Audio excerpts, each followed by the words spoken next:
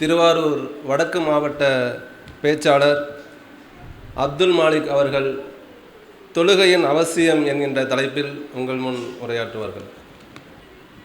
அஸ்ஸலாமு அலைக்கும் வரஹ்மத்துல்லாஹி வபரகாத்துஹு. எல்லாமல்ல அல்லாஹ்வின் நல்லடியார்களே, சகோதர சகோதரிகளே, நம் அனைவரின் மீதும் வல்ல ரஹ்மானின் அன்பும் வரலும் என்றென்றும் உண்டாகட்டுமாக என்று பிரார்த்தனையோடு எனது உரையை நான் ஆரம்பம் செய்கின்றேன். அல்லாஹு ரப்புல் ஆலமீன் மனித சமூகத்தை இந்த உலகத்தில் உருவாக்கியதனுடைய நோக்கத்தை அல்லாஹ் சொல்லும் பொழுது, ஒமா ஹலக்குத்துல் ஜின்ன வல் இன்ச இல்லா லியஅபுதூன், மனித இனத்தையும் ஜின் இனத்தையும் அல்லாஹுவை வணங்குவதற்காகவே தவிர வேறு எந்த நோக்கத்திற்காகவும் நாம் படைக்கவில்லை என்று அல்லாஹ் சொல்கின்றான். இந்த இறைவசனத்தில் ஒன்றை நாம் உணர்ந்து கொள்ள வேண்டும். மனிதர்களை அல்லாஹ் இந்த உலகத்தில் உருவாக்கியதற்குரிய முக்கியமான நோக்கம் என்ன? அல்லாஹுவை வணங்க வேண்டும், ஒரே நோக்கம்தான், வேறு எதுவும் இல்லை. இதை அல்லாஹ் தான் சொல்கிறான். பூமியை பற்றி அல்லாஹ் சொல்லும் பொழுது சூரத்துல் ரஹ்மானில் அல்லாஹ் சொல்கிறான், வல் அருள வல அஹாலில் அனாம், இந்த பூமி இருக்கிற இந்த பூமியை மனிதர்களுக்காக நாம் படைத்தோம். பூமியில் உள்ள அனைத்து பொருட்கள் எல்லாமே மனிதர்களுக்காக தான் நாம் படைத்தோம் என்று அல்லாஹ் சொல்லிவிட்டு, மனிதர்களை எதற்காக படைத்தோம் என்றால் அல்லாஹுவை அவர்கள் வணங்க வேண்டும் என்பதற்காக தான் நாம் மனிதர்களை படைத்தோம் என்று அல்லாஹ் சொல்கின்றார்.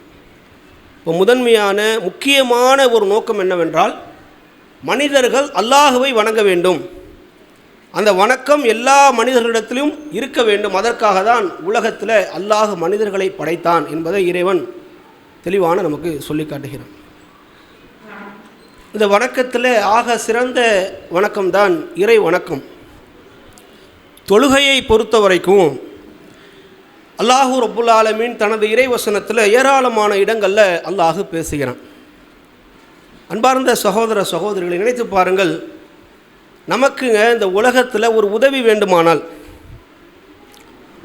அல்லாஹ்விடமிருந்து ஒரு உதவி தேவை வேண்டும்னு வைங்களேன், அதை அணுகக்கூடிய முறையை பற்றி அல்லாஹ் சொல்கின்றான். எவ்வளோ பேருக்கு எவ்வளோ உதவிகள் அல்லாஹ்விடமிருந்து நமக்கு தேவை.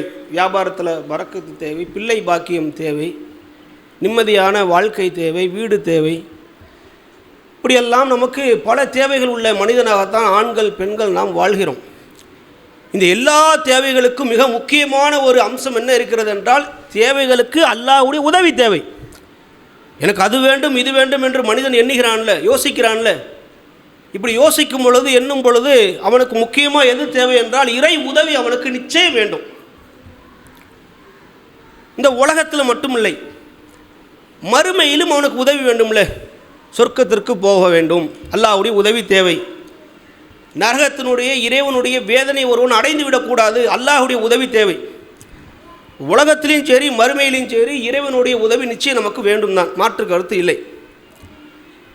இப்போ இறைவனுடைய உதவி நமக்கு வேண்டும் என்று சொன்னால், அல்லாஹுடைய உதவி உங்களுக்கு வேண்டுமானால் அல்லாஹ் சொல்லி காட்டுகிறான், வஸ்தாஈனு பிஸ்ஸப்ரி வஸ்ஸலா, உங்களுக்கு ஏற்படக்கூடிய இழப்புகளை சகித்து கொண்டும் தொழுகையை நீங்கள் நிலைநாட்டியும் அல்லாஹ்விடத்தில் நீங்கள் உதவி தேடுங்கள். தொழுகையை பற்றி அல்லாஹ் சொல்லும் பொழுது, தொழுகை என்பது சாதாரணமான அம்சம் இல்லை. உங்களுக்கு அல்லாஹ்விடமிருந்து உதவி வேண்டுமா? இன்னொரு இடத்துல அல்லாஹ் சொல்கிறான், யா அய்யுஹல்லதீன ஆமனூ, நம்பிக்கை கொண்டோரே, நுஸ்தஈனு பிஸ்ஸப்ரி வஸ்ஸலா, தொழுகையை கொண்டும் நீங்கள் சகித்து கொண்டும் அல்லாஹ்விடத்தில் நீங்கள் உதவி தேடுங்கள். இப்போ ஃபார்முலாவை அல்லாஹ் நமக்கு சொல்லிக் கொடுக்குறோம். மனிதர்களுக்கு அல்லாஹ்விடமிருந்து உதவி தேவையா? தொழுகை உங்களிடத்தில் இருக்க வேண்டும். தொழுகை உங்களிடத்தில் இருந்ததென்றால் அதன் மூலம் நீங்கள் அல்லாஹ்விடத்திலிருந்து உதவியை உங்களால் பெற முடியும், அல்லாஹ் சொல்கின்றான். இன்றைக்கு நமது வாழ்க்கையில், அன்றாட வாழ்க்கையில் தொழுகையினுடைய நிலை எப்படி உருவாகி இருக்கிறது நினைத்து பாருங்கள். தொழுகையுடைய நிலை எப்படி இருக்கிறது? ரசூலுல்லாஹ்வுடைய காலகட்டத்தில் ஒரு மனிதர் அல்லாஹ்வுடைய தூதர் அவர்களிடத்தில் கேட்கிறார், அல்லாஹ்வுடைய தூதரே, அல்லாஹ்வுக்கு மிக விருப்பமான செயல் எது? நான் ஒரு காரியத்தை செய்தால் அதில் அல்லாஹ்வுடைய விருப்பம் இருக்க வேண்டும், நேசம் இருக்க வேண்டும். அப்படி ஒரு காரியத்தை எனக்கு நீங்கள் கற்றுத்தாருங்கள் என்று சொல்லும் பொழுது அல்லாஹுடைய தூதர் முதலாவதாக சொன்ன விஷயம் என்னவென்றால், அஸ்ஸலாத்து வலா வக்திக்க, தொழுகையை அதற்குரிய நேரத்தில் நீங்கள் தொழுகையை நிறைவேற்றுவது அல்லாஹ்வுக்கு மிக விருப்பமான செயல். அந்த நேரத்தில் நீங்கள் போய் அந்த வணக்கத்தை நீங்கள் நிறைவேற்றினால், தொழுதால் அல்லாஹ்வுக்கு ரொம்ப விருப்பமான செயல் எது? முதலாவதான விஷயம் அதுதான். நினச்சி பாருங்க, நீங்கள் விருப்பமான செயலை செய்துவிட்டு இறைவா என்று நாம் கையேந்தினால் அல்லாஹ் அந்த பிரார்த்தனையை இன்ஷா அல்லாஹ் ஏற்றுக்கொள்வானா இல்லையா? தொழுதுட்டு நம்ம கேட்டு பார்ப்போமே. ஏங்க, அல்லாஹ்வுக்கு விருப்பமான ஒரு காரியம் தொழுகையாம். தொழுதுட்டு இறைவா எனக்கு இந்த தேவை இருக்கிறது, உன்னிடமிருந்து எனக்கு இந்த உதவி இருக்கிறது என்று நாம் அல்லாஹ்விடத்தில் கையேந்தினால் அது எவ்வளோ பெரிய விருப்பமான செயலை செய்துவிட்டு இறை உதவியை நாம் நாடினோமையானால் அல்லாஹ் இன்ஷா அல்லாஹ் நமக்கு வழங்குவானா இல்லையா? நினச்சி பாருங்க. இந்த தொழுகையிலங்க ஆண்கள் பெண்கள் நாம் கவனமாக இருக்க வேண்டும். அதிகமான நேரங்களில் இறை தூதர் நபிகள் நாயகம் ஸல்லல்லாஹு அலைஹி வஸல்லம் அவர்கள் இந்த வணக்க வழிபாடு சம்பந்தமாக மக்களுக்கு பல இடங்களில் ரசூலுல்லாஹ் வலியுறுத்தினாங்க. அதில் ஃபஜ்ர் தொழுகை, ஃபஜ்ருடைய நேரங்களை சொல்லும் பொழுது ஹதீஸில் பார்க்க முடியாது. ஃபஜ்ருடைய நேரத்தில் பெண்கள் எல்லாம் பள்ளிக்கு வருவார்களாம். ஆர்வத்தை பாருங்கள். ரசூல் ஸல்லல்லாஹு அலைஹி வஸல்லம் அவர்கள் எந்த அளவுக்கு மக்களுக்கு ஆர்வம் ஊட்டினார்கள் என்றால், பெண்கள் பள்ளிக்கு வருவார்கள், நாங்கள் யார் என்று அறியப்படாத அளவிற்கு தொழுது முடித்துவிட்டு மறுபடியும் வீட்டிற்கு நாங்கள் செல்வோம், யார் என்று நாங்கள் அறியப்பட மாட்டோம், வெளிச்சம் இருக்காதுல்ல. இப்போ அந்த அளவில் தொழுகையில் ஃபஜ்ருடைய வக்தில் பெண்கள் அதிகமான முறையில் ஆர்வம் காட்டுவார்கள் என்ற நபி மொழியை சஹீஹுல் புகாரியில் நாம் பார்க்க முடிகிறது என்றால் நினச்சி பாருங்கள் எந்த அளவுக்கு ரசூலா அதில் ஒரு ஆர்வத்தை ஊட்டினார்கள். பெண்கள் கூட பள்ளிக்கு விரைந்து வந்தார்கள். அப்போ ஆண்கள் எந்த அளவுக்கு பள்ளிக்கு நாம் விரைய வேண்டும். ஃபஜ்ருடைய நேரத்தை பற்றி ஏராளமான நபிமொழிகளை பார்க்கலாம். ரசூல் ஸல்லல்லாஹு அலைஹி வஸல்லம் அவர்கள் எந்த அளவிற்கு சொன்னார்கள் என்றால், ஃபஜ்ரை யார் நிறைவேற்றுகிறார்களோ அன்றைய தினம் அவர் அல்லாஹ்வினுடைய பாதுகாப்பில் இருந்து வருகிறார். இது சாதாரணமான வார்த்தை இல்லைங்க. ஒரு மனிதன் ஃபஜ்ரை சரியான நேரத்தில் நிறைவேற்றினானே ஆனால், அவன் ஃபஜ்ரை சரியான முறையில் நிறைவேற்றினால் அன்றைய தினம் அவன் அல்லாஹ்வினுடைய பாதுகாப்பில் இருக்கிறான். ரசூலுல்லாஹ் சொன்னார்களே, அப்போ ஒரு மனிதன் ஃபஜ்ரை நிறைவேற்றிவிட்டால் எதை பற்றி அவன் கேர் பண்ண தேவையே கிடையாது. ஏன்? அவன் அல்லாஹ்வுடைய பாதுகாப்பில் இருக்கிறான். எல்லா நிலையிலையும் அவன் இறை உதவியை அவன் பெற்றுக்கொண்டே இருக்கிறான். அதுக்கு அதான அர்த்தம். அல்லாஹ்வுடைய பாதுகாப்பில் இருந்து கொண்டே வருகிறான். இது ஆணாக இருந்தாலும் பெண்ணாக இருந்தாலும். ஃபஜ்ருக்கு இந்த அளவுக்கு ரசூல் ஸல்லல்லாஹு அலைஹி வஸல்லம் அவர்கள் முக்கியத்துவத்தை ஊட்டினார்கள். எப்படி நாங்கள் ரசூலுல்லாஹ் சொல்கிறாங்க, நயவஞ்சகர்களுக்கு மிக சிரமமான வக்து என்ன தெரியுமா? ஃபஜ்ரும் இஷாவும் தான். நயவஞ்சகர்கள் இருக்கிறார்கள், வேடதாரிகள், இங்கொன்றும் பேசுவார்கள் அங்கொன்றும் பேசுவார்கள். ரசூலுல்லாஹ் முன்னாடி இருக்கும் பொழுது ஆமன்னா நாங்கள் நம்பிக்கை கொண்டோம் என்று சொல்வார்கள். ரசூலுல்லாஹ்வுடன் இல்லாமல் சைத்தானுடைய இருக்கும் பொழுது, காஃபிர்களுடன் இருக்கும் பொழுது நாங்கள் ரசூலுல்லாஹ்வை ஏமாத்துறதுக்காண்டி தான் அப்படி சொன்னோம், நாங்கள் உங்களை சார்ந்தவர்களும்பாங்க. இந்த நயவஞ்சகர்கள் இருக்கிறாங்களே, இவர்களுக்கு ஃபஜ்ரும் இஷாவும் கஷ்டமான ஒரு வக்தாக இருக்கும். அவங்கள அதிகமான நேரங்களில் ஃபஜ்ருலையும் இஷாவிலையும் பள்ளியில் அவங்கள பார்க்க முடியாது, ஹதீஸ் இருக்கிறது. அப்படியானால் மற்ற வக்து இருக்குல்ல, நயவஞ்சகர்கள் கூட பள்ளிக்கு வருவார்களாம். லுஹர் அஸ்ர் மஹரிப் இருக்குல்ல, நயவஞ்சகர்களுக்கு சிரமமான வணக்கம் ஃபஜ்ர் இஷா. மற்ற நேர வணக்கங்கள் இருக்குல்ல, அதில் லுஹர் அஸ்ர் மஹரிப்லாம் பள்ளிக்கு தான் வருவாங்க. இப்போ நயவஞ்சகர்கள் கூட அவர்களுடைய கேட்டகரி கூட எப்படி இருக்குன்னா, 3 வக்து வணக்கத்தை பள்ளியில் நிறைவேற்றுவார்களாம். இன்றைக்கு நம்மளுடைய நிலை எப்படி இருக்கிறது? அதிகமாக பல காரணங்களை சொல்கிறோம். அல்லாஹ்வை வணங்குவதற்கு நாம் பள்ளிக்கு வருவதற்கு தயங்குகிறோம். ஏதேதோ பல காரணங்கள் சொல்லி கொண்டு வருகிறோம்.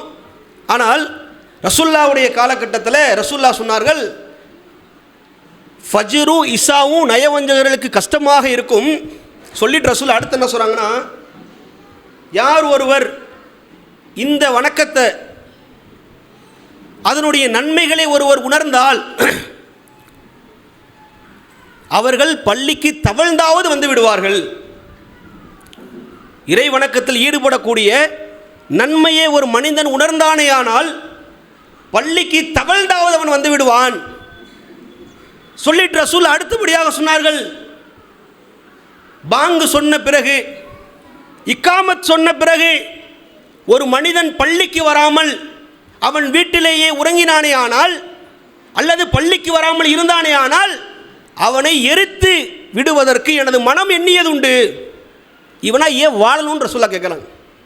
தொழுகைக்கு உனக்கு அழைப்பு கொடுக்கப்பட்ட பொழுது கூட நீ பள்ளிக்கு வராமல் எனக்கு வேலை இருக்கிறது என்று ஒருவன் சென்றானே ஆனால், அதில் ஒருவன் அலட்சியம் காட்டினானே ஆனால், அவன் வாழ்ந்து ஒரு புண்ணியமும் இல்லை, அவன் செத்து விடலாம். அதுக்கு அதான் அர்த்தம். தொழுகைக்கு அழைப்பு விடுக்கப்படுது, பள்ளிக்கு வரமாட்டான், வேலை இருக்குன்னு சொல். அது ஆண்கள் பெண்கள் யாராக இருந்தாலும் சரி, பெண்கள் வீட்டில் தொழுவது சிறந்தது. நிறைவேற்றணுமா இல்லையா? கடமைன்னு அல்லாஹ் நமக்கு உருவாக்கி இருக்கிறான், விதியாக்கி இருக்கிறான், நிறைவேற்ற வேண்டும். அதை நிறைவேற்றாமல் யார் யாரெல்லாம் தவறளித்தார்களோ, கோட்டை விட்டார்களோ, அவர்களை எரித்து விடுவதற்கு எனது மனம் எண்ணியதுண்டு. ஆக கோபமான வார்த்தைங்க, சாதாரண வார்த்தை இல்லை அது. ஒரு மனிதனை எரிக்க வேண்டும்னு ரசூல்லா சொல்றாங்க அப்படின்னா உச்சகட்ட வார்த்தை. இவன் வாழ்ந்து ஒரு புண்ணியமும் இல்லை, மக்களுக்கு நன்மையும் இல்லை, இவன் செத்தே போயிடலாம். அப்படி ஒரு வார்த்தையை ரசூல்லா பயன்படுத்துகிறார்கள். யாருக்கு? தொழுகையை தொழாமல் உலகில் வாழ்ந்தவர்களுக்கு. எவ்வளோ பெரிய விஷயத்தை இஸ்லாம் சொல்லுவது தெரியுமா? ஒரு முஸ்லீமுக்கும் ஒரு இறை மறுப்பாளனுக்குள்ள வித்தியாசமே தொழுகை தான். ரசூல்லா சொன்னார்கள். உலகத்தில் வேணால் நம்ம ஆதார் கார்டை காட்டலாம், கவர்மெண்ட் இருக்குல்ல, அரசாங்கத்தில் முஸ்லீம் என்பதற்கு ஓட்டர் ஐடி, ஆதார் கார்டு, இது மாதிரியான விஷயங்களை காண்பிக்க முடியும். அல்லாஹ்விடத்தில் அது செல்லாது. பெயர் மட்டும் வைத்துக்கொண்டு ஒருவன் வாழ்ந்தானே ஆனால் அல்லாஹ்வின் பார்வையில் அவனிடத்தில் தொழுகை இருக்க வேண்டும். தொழுகை இருந்தால்தான் அவன் முஸ்லீம். தொழுகை இல்லையா அவன் இஸ்லாமின் இல்லை, இறைவன் பார்வையில். நினைச்சு பாருங்க, எவ்வளோ பெரிய முக்கியமான ஒரு விஷயம். இதில் நாம் எப்படி இருக்கிறோம்? ஆண்கள் பெண்கள் இதெல்லாம் எப்படி நாம் வாழ்ந்து கொண்டிருக்கிறோம்? சற்று யோசனை செய்து பார்க்க வேண்டும். அல்லாஹ்வுடைய தூதர் நபிகள் நாயகம் ஸல்லல்லாஹு அலைஹி வஸல்லம் அவர்கள் சொன்னார்கள், ஃபஜ்ருடைய வக்திற்குள் தொழுகை, அந்த தொழுகை நேரத்தில் வானவர்கள் வருகிறார்களாம். அதே போல சில வானவர்கள் மேலே ஏறி செல்வார்களாம். ஃபஜ்ருடைய நேரத்தில் மட்டும் எப்படின்னா, சில வானவர்களுக்கு டியூட்டி ஆரம்பிச்சிடும், வானவர்கள் வராங்க, சில வானவர்கள் பூமிக்கு மேலே அவங்க ஏறி செல்கிறாங்க, வானத்திற்கு செல்கிறார்கள். அல்லாஹு ரப்புல் ஆலமீன் வானவர்களிடத்தில் அல்லாஹ் கேள்வி கேட்பானாம், எனது அடியார்களை எப்படி நீங்கள் கண்டீர்கள்?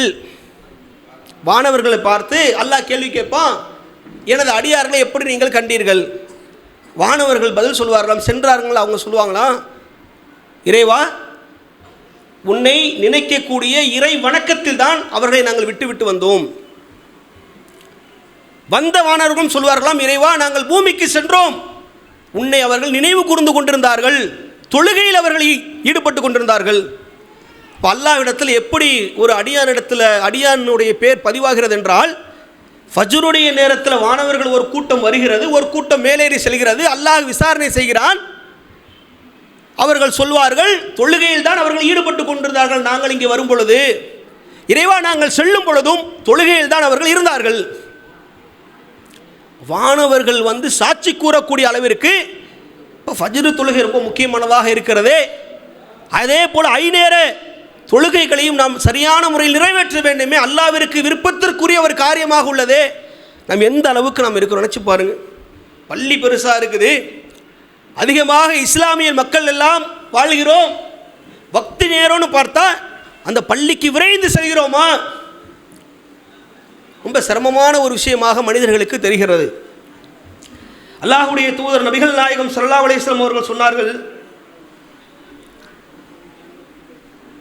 ஃபஜ்ர் மட்டுமில்லாமல் அசர் வக்த் இருக்குல்ல, அசருடைய அந்த வக்தை யார் யாரெல்லாம் விட்டு விட்டார்களோ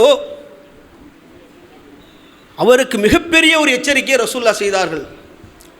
யார் ஒருவர் வந்து அசர் தொழுகையை சரியான முறையில் நிறைவேற்றாமல் விட்டுவிட்டானோ அவன் எல்லாவற்றையும் இழந்தவன் போலாவான். வீடு வாசல் எல்லாத்தையும். இழந்தவன் போலாவான். அந்த அளவுக்குங்க அஸ்ர் தொழுகையில ரசூலுல்லாஹ் முக்கியத்துவத்தை சொல்றாங்க.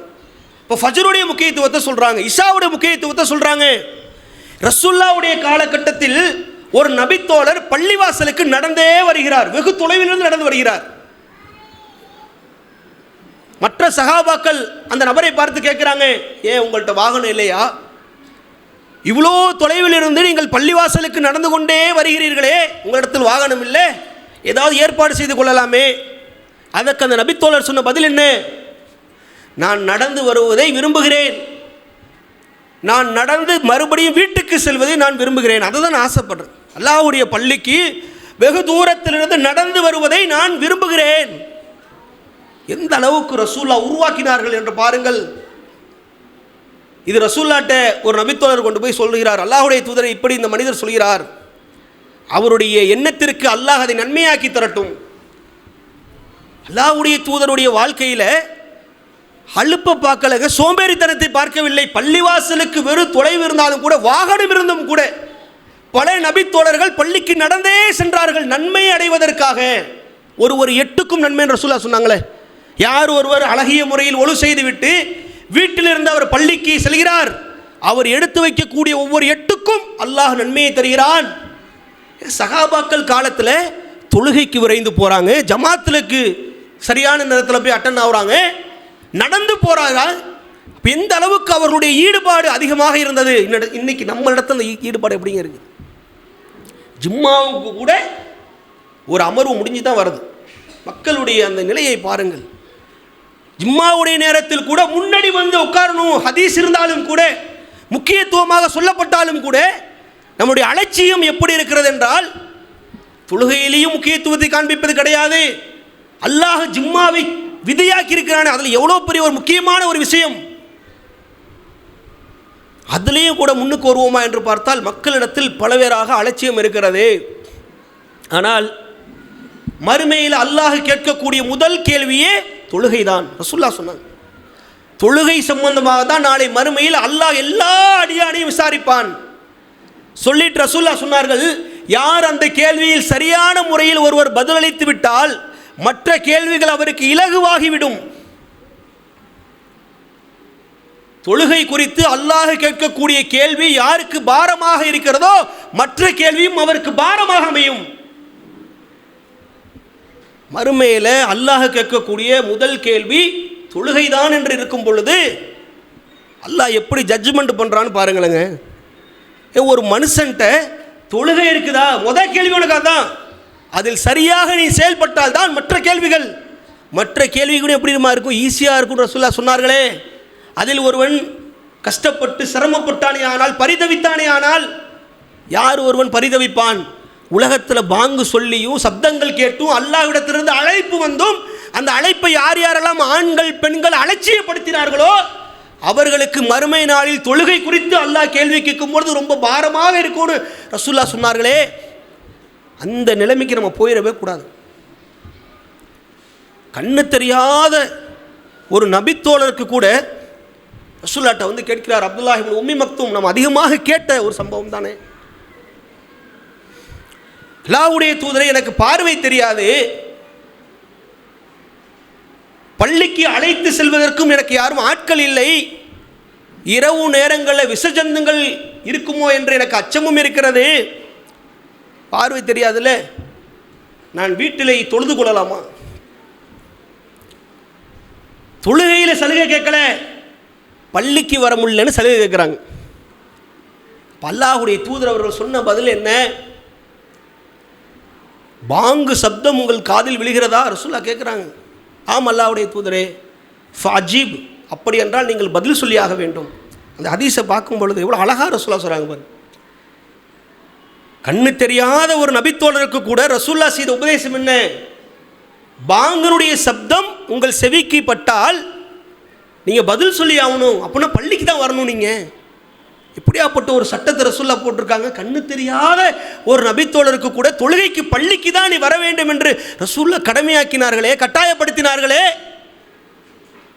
புலன்களும் ஆரோக்கியமாக இருக்கிறதே, கண்ணு இருக்குது, காது காலு கை எல்லாமே ஆரோக்கியமாக இருக்கிறதே, விரைந்து வரோமா பள்ளிக்கு? கேள்வி இருக்கிறவங்க அல்லாட்ட வந்து கேள்வி இருக்கிறது என்ன பதில் சொல்ல போகிறோம் நினைச்சு பாருங்களேன். தொழுகையினுடைய முக்கியத்துவத்தை, அவசியத்தை இந்த அளவுக்கு நாம் விளங்கி வைத்திருக்கிறோம். எவ்வளோ பெரிய ஒரு அலட்சியத்தை நாம் காண்பிக்கிறோம். சுல்லாவுடைய காலகட்டத்தில் இறை தூதர் நபிகள் நாயகம் ஸல்லல்லாஹு அலைஹி வஸல்லம் அவர்கள் வந்து மரணிப்பதற்கு 3 நாட்களுக்கு முன்பு ரசூல்லாவுடைய வாழ்க்கை எப்படி இருக்கிறது என்றால், ஒழு செய்வதற்கு தண்ணீரை எடுத்து ரசூல்லா முகத்தில் வந்து வீசுவாங்க. ரசூல்லா மயங்கி கீழே விழுந்து விடுவார்களாம். இதே போல் ரசூல்லா 2வது முறையும் ஒழு செய்வதற்கு தண்ணீரை எடுத்து முகத்தில் தேய்ப்பார்கள், மயங்கி கீழே விழுவார்கள். 3வது முறையும். இப்போ 2 நபித்தோழர்கள் ரசூல் ஸல்லல்லாஹு அலைஹி வஸல்லம் அவர்களை பள்ளிக்கு இழுத்து செல்லக்கூடிய ஒரு நிலை ஏற்பட்டது. ரசூல்லாவுடைய வழிமுறையை பின்பற்றுறோம், இறை தூதரை தான் நம்ம ஃபாலோ பண்ணணும்னு சொல்கிறோமே. அல்லாஹ்வுடைய தூதர் அவர்கள் பள்ளிக்கு வந்து முடியாத ஒரு நிலையில் கூட தொழுகை நிலைநாட்டுவதற்காக வந்தார்களே, முடிந்த நிலையில் கூட நம்மளால் வர முடியலையே, ஏன்? ஆச்சரியமாக இருக்குது. எந்த அளவுக்கு நமது வாழ்க்கை எப்படிலாம் இருக்குதுங்க. பள்ளி உருவாகுனால் போதுமாங்க, தொழுவதற்கு ஆள் வேண்டுமே. ஒரு பள்ளியை அலங்கரிப்பது என்றால் என்ன? பெருசாக பள்ளியை கட்டிட்டோம், பள்ளி அலங்கரிப்பதா? இல்லை, நிச்சயமாக இல்லை. பள்ளியை அலங்கரிப்பதென்றால் அல்லாஹுவை வணங்குவதற்காக, தொழுகையை நிலைநாட்டுவதற்காக மக்கள் கூட்டம் கூட்டமாக பள்ளியில் வந்து நிற்கிறார்களே, அதான் பள்ளி அலங்கரிப்பது, அல்லாஹுக்கு விருப்பமானது. இன்றைக்கு ஜமாத்து தொழுகை எடுத்துக்கொண்டால் எவ்வளோ மக்கள் நாம் பள்ளியைக்கு விரைந்து வருகிறோம், அதிகமான மக்களை காணும். நிலை எப்படி இருக்கிறது என்று பாருங்கள். அல்லாஹ் பாதுகாக்க வேண்டும். பார்த்த சகோதர சகோதரிகளே, இந்த தொழுகையினுடைய விஷயத்தில்ங்க அதிகமான முறையில் ஈடுபாடு செலுத்த வேண்டும். உபரியான வணக்கங்கள் நம் மக்கள்கிட்ட அதிகமாக இல்லாமல் போயிட்டு, சுன்னத்தான வணக்கங்கள் ஃபஜ்ருக்கு முன் சுன்னத்தை மட்டும் அதிகமான மக்கள் செய்வார்கள், கடைபிடிப்பார்கள், அதோடு முடிஞ்சு போச்சு. இந்த லொஹருக்கு முன்னாடி 4 என்ற ரசூலுல்லாஹ் சொன்னார்களே, 4 ரக்காயத், அது கிடையாது. லொஹர் ஃபர்லுக்கு அடுத்தபடியாக 2 ரக்காயத் ரசூலுல்லாஹ் சொன்னார்களே, அது அதிகமான மக்கள்கிட்ட இல்லை. மகரிபுக்கு பின்பு 2 ரக்காயத் ரசூலுல்லாஹ் சொன்னாங்க, அது இல்லை. இஷாவுக்கு பிறகு 2 ரக்காயத், அதுவும் இல்லை. ரசூலுல்லாஹ் சொன்னார்கள், ஒரு நாளைக்கு யார் சுன்னத்துல் முஅக்கதா 12 ரக்காயத்து தொழுது வருகிறார்களோ, நாளை மறுமையில் சொர்க்கத்தில் அல்லாஹ் அவர்களுக்கு ஒரு மாளிகையை கட்டுகிறான். சுன்னத்தான வணக்க வழிபாடுகளுக்கு இறை தூதர் சொன்ன மிக அற்புதமான விஷயம், 12 ரக்காயத்து ஒரு நாளைக்கு நிறைவேற்றினால் அவருக்கு சொர்க்கத்தில் அல்லாஹ் ஒரு மாளிகையை கட்டுறான் ரசூலுல்லாஹ் சொன்னார்களே. எத்தனை ஆண்கள் எத்தனை பெண்கள் நாம் தினசரி நமது வாழ்வில் நடைமுறைப்படுத்தும், நினைச்சு பாருங்க. ரசூலுல்லாஹ்வுடைய காலகட்டத்தில் லொஹருடைய ஃபர்ல ரசூலுல்லாஹ் முடிக்கிறாங்க. ரசூலுல்லாஹ்விடத்தில் ஒரு வணிக கூட்டம் வருகிறது, மார்க்கம் சம்பந்தமான விளக்கத்தை தருகிறார்கள். அதன் பிறகு அசருடைய ஃபர்ல் நடக்கிறது. அசருக்கு பிறகு 2 ரக்காயத்தை ரசூலுல்லாஹ் நிறைவேற்றுகிறார்கள். இறை தூதருடைய மனைவிமார் கேட்குறாங்க, அல்லாஹ்வுடைய தூதரே, புதிய வழிமுறையாக இருக்கிறது, அசருக்கு பிறகு தொழுகையே இல்லை என்று நீங்கள் தானே சொன்னீர்கள். ஃபர்லுக்கு பிறகு அடுத்து மகரிபுடைய முன்சுன்னத்து தான், அசருக்கு பிறகு அசருடைய ஃபர்லுக்கு பிறகு எந்த வக்துமே இல்லை என்று சொல்லிவிட்டு இப்பொழுது தாங்கள் நிறைவேற்றினீர்களே இந்த 2 ரக்காயத், அது என்ன? ரசூல் என்ன பதில் சொன்னாங்க?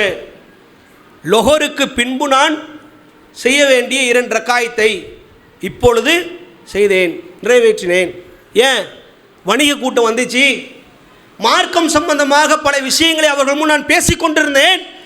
லொஹருக்கு பின்பு நான் செய்ய வேண்டிய 2 ரக்காயத்தை நிறைவேற்றாமல் போனது, அதனால் அசருக்கு பின்பு நிறைவேற்றினேன். முன் சுன்னத்துக்கு ரசூலுல்லாஹ் காட்டி ஈடுபாடை பாருங்க. நம்மகிட்ட இருக்க அந்த ஈடுபாடு. ஃபர்லான தொழுகையிலே மக்கள் கவலைப்பட வேண்டுமே, ஈடுபாடு இல்லையே. கவலைப்பட்டிருக்கிறோமா? ஒரு வக்தை விட்டுட்டோம்னா ஃபீல் பண்ணியிருக்கோமா? ஒரு மூமெண்ட் அதெல்லாம் உருவாகக்கூடிய ஒரு பண்பு தானே. ஒரு வக்தை மிஸ் பண்ணிட்டோமே, இப்படி போயிட்டே அந்த கவலை உணர்வு இல்லை என்றால் எப்படி மூமினுடைய பண்பு நம்மள்கிட்ட எப்படி வரும்? அல்லாஹ்வுடைய தூதர் அவர்கள் சுன்னத்தானே வணக்க வழிபாடுக்கு ரசூலுல்லாஹ் முக்கியத்துவம் காண்பித்தார்கள். அன்பார்ந்த சகோதர சகோதரி, நமது வாழ்க்கையில் இதை நடைமுறைப்படுத்தணும். ஏன் தெரியுமா? நாளை மறுமையில் ஃபர்லில் ஏதாவது தவறு இருந்தால் வானவர்களை அல்லாஹ் சொல்வானா, சுன்னத்தான வணக்க வழிபாடை பாருங்கள். அதை வைத்து இந்த ஃபர்லை சரி செய்து அவரை சொர்க்கத்திற்கு அனுப்புங்கள். பதிவேடை வானவர்கள் எடுத்து பார்க்கும் பொழுது ஃபர்ல கோட்டை விட்டோன்னு வைங்களேன், அடுத்து நம்ம சுன்னத்தில் தான் வானவர்கள் பார்ப்பார்கள், சுன்னத்தான வணக்க வழிபாடுகளை பார்ப்பார்கள். சுன்னத்தான வணக்க வழிபாடு இல்லை என்றால் நம்ம நிலை எப்படி இருக்கு நினைச்சு பாருங்கள். அன்பார்ந்த சகோதர சகோதரிகளை, அல்லாஹ் பாதுகாக்க வேண்டும். தொழுகையில் அதிகமான ஈடுபாடை நாம் உருவாக்க வேண்டும். ரசூலுல்லாஹ்வுடைய காலகட்டத்தில் அல்லாஹ்வுடைய தூதர் அவர்கள் இயற்கை தேவையை பூர்த்தி செய்வதற்காகவும் ஒழு செய்வதற்காகவும் ரபியா என்ற இளைஞர் தண்ணீரை கொண்டு வந்து ரசூலுல்லாஹ்ட்ட தருகிறார். அல்லாஹ்வுடைய தூதர் அவர்கள் இந்த இளைஞரை பார்த்து கேட்டார்கள், ரபியாவே, என்னிடத்தில் உனக்கு என்ன வேண்டும் கேள். இந்த இளைஞரை பார்த்து ரசூலுல்லாஹ் கேட்குறாங்க, ரபியாவே, என்னிடத்தில் என்ன வேண்டும் கேள். ஏன் இந்த வார்த்தையை ரசூலுல்லாஹ் கேட்டாங்க? அல்லாஹ்வுடைய தூதர் அவங்களுக்கு இயற்கை தேவையை பூர்த்தி செய்வதற்கு அதிகாலை நேரத்தில் ஒழு செய்வதற்கு தண்ணீரை கொண்டு வந்து தரனால ரசூலுல்லாஹ் கேட்குறாங்க. அந்த இளைஞர் சொன்னார், சின்னஞ்சிறு பருவத்துள்ள இளைஞர், அல்லாஹ்வுடைய தூதரே, நாளை மறுமையில் சொர்க்கத்தில் உங்களோட நான் இருக்க வேண்டும், உங்கள் அருகாமையில் நான் இருக்க வேண்டும், அதான் எனக்கு வேண்டும் அப்படிங்கிறார். ரசூலுல்லாஹ் கேட்ட கேள்வி என்ன? என்னிடத்தில் உனக்கு என்ன வேண்டும் கேள் என்று சொல்லும் பொழுது, சொர்க்கத்தில் உங்கள் அருகாமையில் நான் இருக்க வேண்டும் இப்படின்னு அவங்க சொல்றாங்களே. ரசூலுல்லாஹ் சொன்னார்கள், ரபியாவே, இது வேண்டாம், வேற ஏதாவது கேள். இல்லை அல்லாஹ்வுடைய தூதரே, சொர்க்கத்தில் உங்கள் அருகாமையில் நான் இருக்க வேண்டும். இரண்டாவது முறை ரசூலுல்லாஹ் சொல்றாங்க, இது வேண்டாம் ரபியாவே, வேற ஏதாவது கேளு. இரண்டாவது முறையும் அவங்க சொல்றாங்க, ரபியா சொல்றாங்க, இல்லை அல்லாஹ்வுடைய தூதர் இதான் வேணும். மூன்றாவது முறை ரசூலுல்லாஹ் சொல்றாங்க, வேற ஏதாவது கேள். இல்லை அல்லாஹ்வுடைய தூதரே, சொர்க்கத்தில் உங்கள் அருகாமையில் நான் இருக்க வேண்டும். ரசூலுல்லாஹ் சொன்ன விஷயம் என்ன தெரியுமா? அப்படியானால் அதிகமாக தொழுது எனக்கு நீ உதவி செய். அதிகமாக தொழு வார்த்தையை நாம் புரிந்து கொள்ள வேண்டும். அதிகமாக தொழு என்றால் உபரியான வணக்கத்தை ரசூலுல்லாஹ் இங்கே மேற்கோள் காட்டுகிறார்கள். ஃபர்லு ஒருவனுக்கு கட்டாய விதி, செய்துதான் ஆக வேண்டும், செய்யவில்லை என்றால் அவன் அல்லாஹ்விடத்தில் பாவியாகி விடுவான். அதிகமாக தொழு என்று சொன்னால் என்ன அர்த்தம்? ஃபர்லு மட்டும் போதாது, சுன்னத்தான வணக்கங்களை அதிகமாக நீ செய்து கொண்டே இரு, சொர்க்கத்தில் எனது அருகாமையில் இருப்பாய். ஒரு சின்னஞ்சிறு இளைஞருக்கு ரசூலுல்லாஹ் உபதேசம் செய்தார்கள் என்றால் நம்மிடத்தில் அந்த வணக்கம் எப்படி இருக்க வேண்டும்?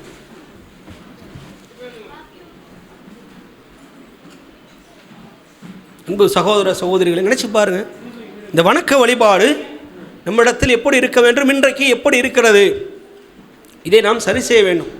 தொழுதால்தான் நாளை மறுமையிலங்க நாம் வெற்றி பெற முடியும். தொழுகை நமது வாழ்க்கையில் இல்லாமல் போய்விட்டது என்றால் நாளை மறுமையில் மிகப்பெரிய ஒரு கேள்விக்குறியான வாழ்வாக அது அமைந்துவிடும். சுன்னத்தான உபரியான வணக்கங்கள் ஆண்கள் பெண்கள் அதிகமான முறையில் ஆர்வம் காட்ட வேண்டும். ஃபர்ல் முடித்தா மட்டும் போதாது. சில ஆண்கள் இருப்பார்கள், ஃபர்ல் முடிஞ்சிட்டா உடனே வீட்டுக்கு போகிறது, வேலைக்கு போகிறது, அதெல்லாம் முடிஞ்சிச்சு. உபரியான வணக்கங்கள் ஆர்வம் காட்ட வேண்டும். ரசூல் ஸல்லல்லாஹு அலைஹி வஸல்லம் அவர்களுடைய காலகட்டம் நினச்சி பாருங்கள். ஒரே ஒரு விஷயங்க, இந்த உலகத்திலங்க எவ்வளோ தேவைகள் நமக்கு இருக்கிறது. சில நேரங்களில் இக்கட்டான நிலைமையில் கூட நம்ம மாட்டிக்கொள்வோம். பொருளாதார தேவை இருக்கும், இல்லை அதிகமாக யாராவது நமது சொந்த பந்தங்களில் நோயில் மாட்டிக்கொள்வார்கள், அவர்களுக்காக ஏங்குவோம், கஷ்டப்படுவோம். இது போல் இருக்கும் பொழுது சில நேரங்களில் அல்லாஹ் ரப்புல் ஆலமீன் அவனிடமிருந்து அந்த தேவையை கேட்கும் பொழுது அல்லாஹ் அந்த தேவையை பூர்த்தியாக்கி தருகிறானே. ஏன் தெரியுதா? தொழுது கையேந்தி அல்லாஹ்விடத்தில் துவா செய்தோமே ஆனால் அல்லாஹ் ரப்புல் ஆலமீனுங்க அதை ஏற்றுக்கொள்வதற்கு மிக சிறந்த வழி தொழுகையில் தான் இருக்கிறது.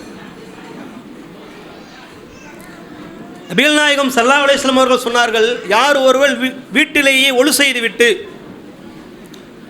பள்ளிவாசலுக்கு நடந்து வந்து எந்த எண்ணத்திற்கும் இடமளிக்காமல் 2 ரக்காயத்தை நிறைவேற்றி அல்லாஹ்விடத்தில் ஒரு மனிதன் கையேந்தினால் அவன் கையை அல்லாஹ் வெறுங்கையோடு அனுப்புவதே கிடையாது சொன்னாங்க. இந்த தொழுகையில் பொறுத்த வரைக்கும் உள்ளச்சத்தோடு தொழ வேண்டும். அல்லாஹ் அதை தான் சொல்கிறான், ஃபவைலுல் லில் முஸல்லீன் அல்லதீனஹும் அன் ஸலாத்திஹிம் சாஹூன். கவனமற்று யார் யாரெல்லாம் தொழுகிறார்களோ அவர்களுக்கு கேடுதான். அது ஆண்கள் பெண்கள் நாம் தொழுகையை நிறைவேற்றும் பொழுது கவனமான முறையில் நிறைவேற்ற வேண்டும். கவனமில்லாமல் தொழுகை நிறைவேற்றினால் அந்த தொழுகையிலே நன்மை இல்லை, அதில் கேடுதான் நிறைந்திருக்கிறது. அல்லாஹ் நமக்கு எச்சரிக்கை செய்கிறான்.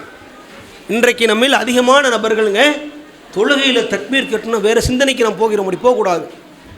அப்படி போகாமல் இருப்பதற்கு அதனுடைய அர்த்தங்களை விளங்க வேண்டும். முதல் சூரத்துல் ஃபாத்திஹாக்கு என்ன அர்த்தம்? அல்லாஹும்ம பாயித் பைனின்னு ஆரம்ப துவா ஓதுறோம், என்ன அர்த்தம்? சுபான ரப்பில் அலீமுக்கு என்ன அர்த்தம்? சுபான ரப்பில் ஆலாக்கு என்ன அர்த்தம்?